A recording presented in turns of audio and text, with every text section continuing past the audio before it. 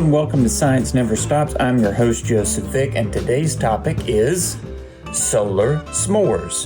So we're going to use the power of the sun, the light coming from the sun, and the infrared heat spectrum of the electromagnetic spectrum to then melt the chocolate to create a s'more.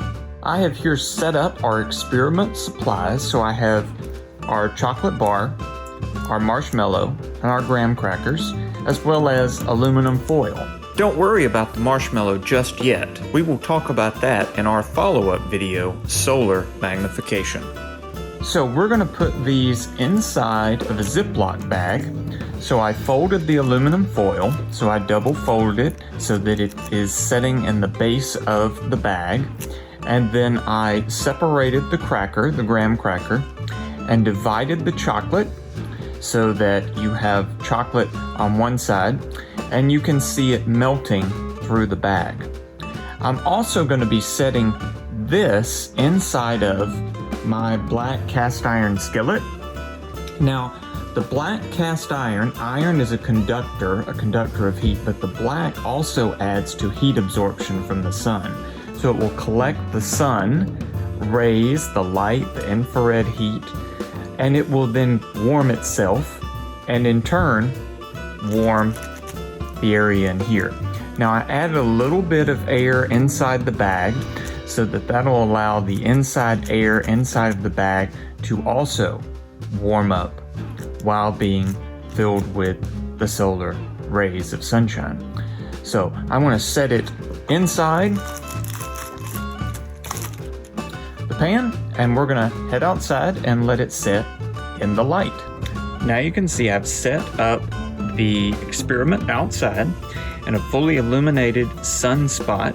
So I'm going to check back in about 30 minutes to see how our s'more is doing.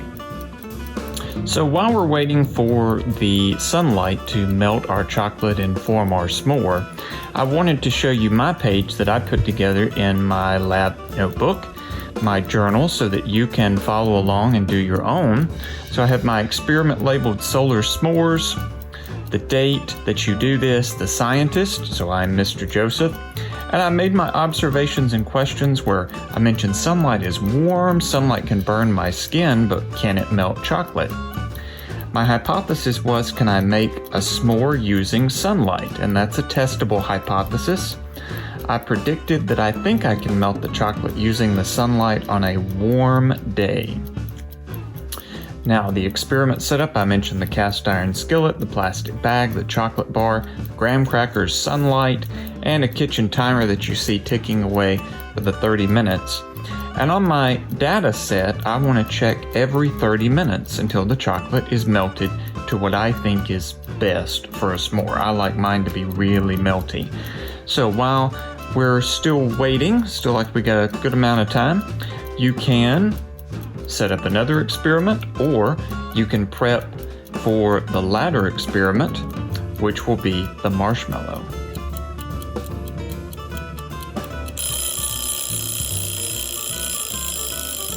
Time to go check on our solar s'mores.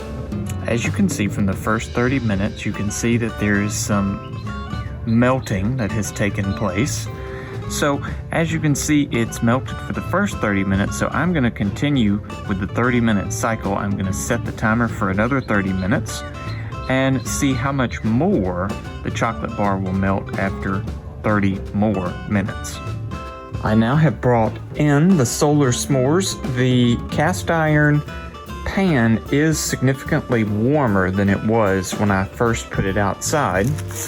And as you can see, this is the melt test. I take my finger and go, oh wow, oh, and it's significantly warm too. So it has fully melted that chocolate onto that graham cracker. To complete your s'mores, be sure to watch the follow-up video. And remember, science never stops.